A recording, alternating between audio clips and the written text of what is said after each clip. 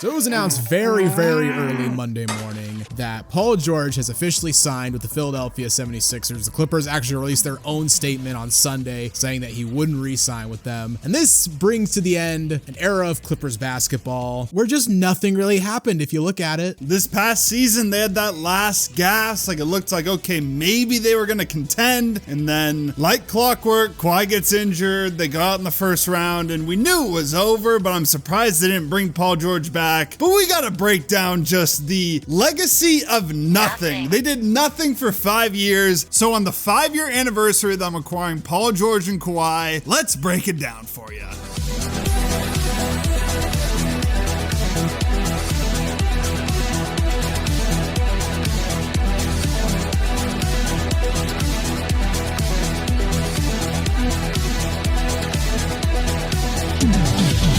Before we start talking about Kawhi and Paul George's Clippers, if you haven't already, make sure to leave this video a like, give us a subscribe, and hit that notification bell so you never miss out on one of our videos.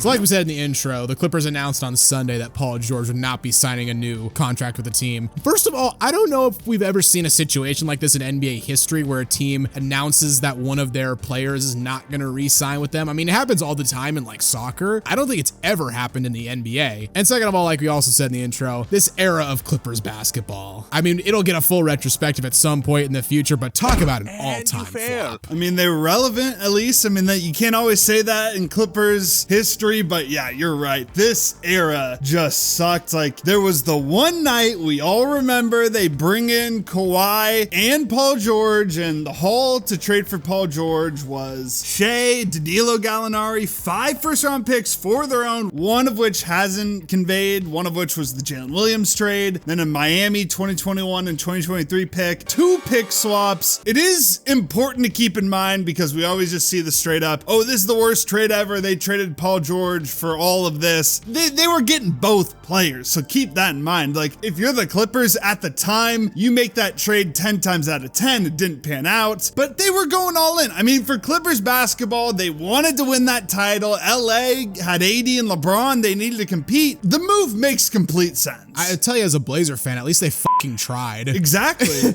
And also what you got to remember is if they hadn't landed Paul George, not only were they not going to land Kawhi, he was probably going to go to the Lakers too. Yeah. So you got to prevent that if you're the Clippers. But when this duo was formed, I mean, it was the same summer the Lakers landed AD and the Nets landed Kyrie and KD. And I think most people thought the Clippers were going to be the best of those 3 teams. I mean, they were a 48-win team before those 2 even got there. They managed to keep most of the pieces from that team. And even throughout that 2020 season, when the Lakers consistently had the better record, a lot of people still thought the Clippers were the better team. I guess maybe it's just because they got the better of them on opening night and on Christmas, you know, 2 high-profile games. I mean, those games, like, it felt like they had their number. And while the Lakers did have LeBron and AD, who I think were the better duo, it felt like the Clippers just top to bottom had a better roster and the experience. And of course, in the playoffs that year, we had the bubble and they went out in completely embarrassing fashion to the Nuggets, blowing a 3-1 lead. We've already covered this in past videos. Even more kind of pathetic because the Lakers quickly kind of took care of the Nuggets. I know, like, they were matched up way better because they had Dwight and AD to handle Jokic, and the Clippers really didn't. And in hindsight, if you think about it, that was the one playoff run where both PG and Kawhi were healthy. Like,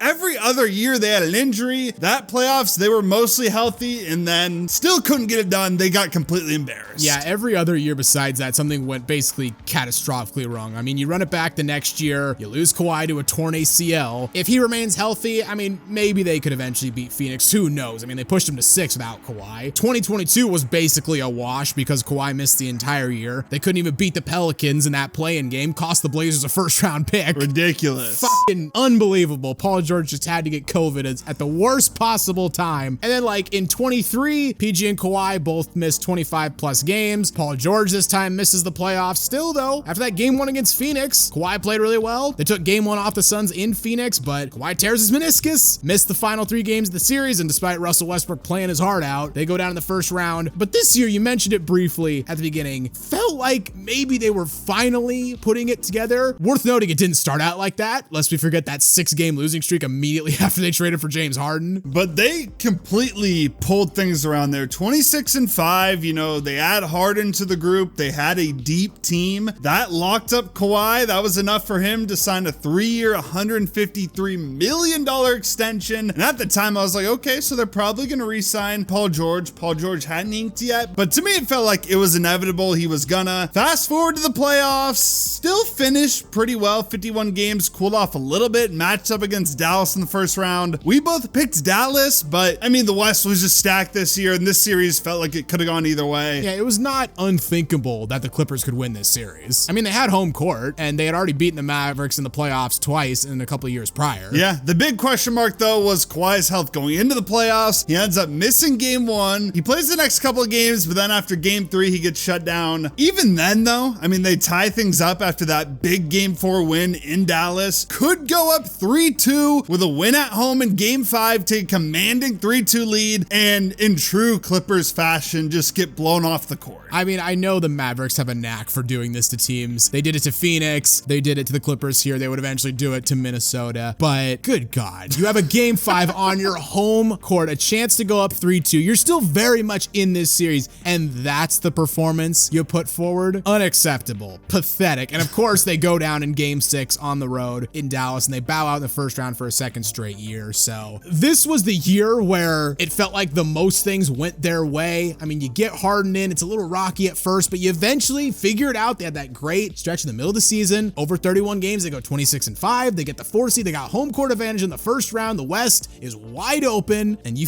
can't even get out of the first round. Yeah, I mean, every year Kawhi is just injured. It sucks. Kawhi's knees are just shot. It's not his fault, it's just, it's what he is. Yeah, exactly. And then the whole offseason was, are they going to extend Paul George? Should they give him the max? Is he worth it? If you're like a team in a normal circumstance where you have all your picks, have the conversation. Why was this a discussion for them? Just lock it. I don't care about the second apron, luxury tax, Steve Ballmer's got the money. You're already fucked. Might as well just double down on it. And it's like, they extended Kawhi, they extended Harden, who's fucking worse. Yeah. And yeah, they'd go over the second apron, which can trigger a whole bunch of things. It prevents you from building your roster more effectively, could freeze your first round pick 7 years down the line, but this team's future is already fucked. They don't control their own first round pick until 2030. Oh no, what? Well, we lost the 2031 pick. We already don't have 25 through 29 anyway. Whatever, you're not gonna re-sign him, that's okay. Why not trade him to the Warriors then? I know it's a division rival, you don't want to strengthen a division rival, but when the alternative is losing him for nothing, I mean, I would have taken CP3, Moody, and a first round pick, because I think you could probably cut CP3 or at the very least trade him mid-season to get some salary cap relief. You get Moody, who's something, and you get a Warriors first round pick, which so long as it's a couple years down the road is not going to be bad. And they need first round picks, so why not trade him to the Warriors? I don't know. I don't know what the package would have looked like, but they could have got something. That's just a straight up fact. It's better than what they got from Philadelphia. Literally nothing. I mean, my only guess could be like the Warriors just kicked their ass for so many years. They didn't want to deal with them. But I mean, the Warriors with Paul George also aren't doing anything. Like, just make the trade. And this is business, right? You got to put your emotions out of the way and make the best deal for your franchise. So yeah, he ends up signing with the 76ers, leaving the Clippers with absolutely nothing. And then again, in true Clippers fashion, they have to just make a pathetic statement where they say, Paul George is leaving. They traded a lot to pair Paul and Kawhi together, and in exchange, they got 5 years of contention.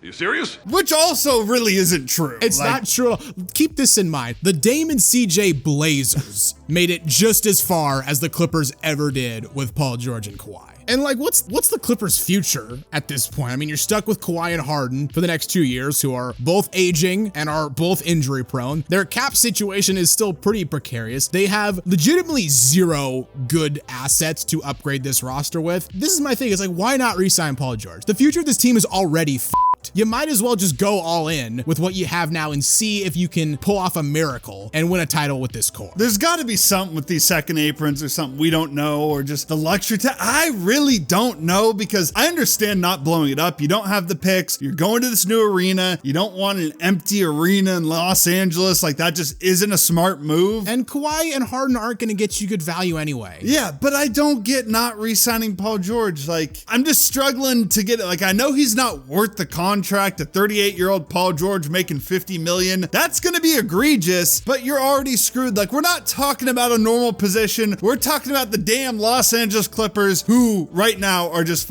they have no good young players. Like, Terrence Mann was that one dude they were hanging on to because he's their only like somewhat young player, and what, he's like 27 or 28 at this point. I mean, people keep calling him young, but he's getting, really isn't. He's approaching 30. Yeah, they are really stuck. I don't know. I heard like some DeMar DeRozan buzz, maybe. I guess they still got Brody. We haven't mentioned Brody. Yeah, rumors are out though that he's leaving too. Yeah, Nuggets are trying to get him, so they are not in a good position. And let's kind of talk about how is this Clippers team gonna be remembered, because I think we both agree on this. It's kind of like the Lob City era, but less highlights, more missed games, and just somehow even more pathetic. More forgettable too. I mean, they're gonna be remembered for that 2020 collapse, of course, but I think people are gonna look back more fondly on the Lob City Clippers because, like you said, more exciting to watch. But number two, that was really the first time in franchise history that the Clippers had any modicum of success. Yeah, they had a couple seasons here and there where they maybe made the playoffs. I think in 2005 they made it to the second round, or 2006, one of those years. But that was like the first time they had any kind of sustained success. This team, I mean, yeah, they were okay. They were good. They were notable. They were talked about, but they really didn't do anything. I mean, their legacy is injuries, playoff failures, early playoff exits. That's literally it. Like, there's nothing really positive. I'll tell you what, their legacy is a question. What if the Clippers were healthy? Yeah, I guess. That is their legacy. It's going to be one of history's great what ifs. Like, what if the Clippers were healthy? But other than that, they basically leave a legacy of nothing. That's the video, guys. How will you remember Kawhi and Paul George's Clippers teams? I'd love to hear what you have to say in the comments down below. If you enjoyed the video, consider leaving it a like, as it really does help us out. And while you're here, why not check out some of our other videos as well? And don't forget to subscribe to Synthetic Sports.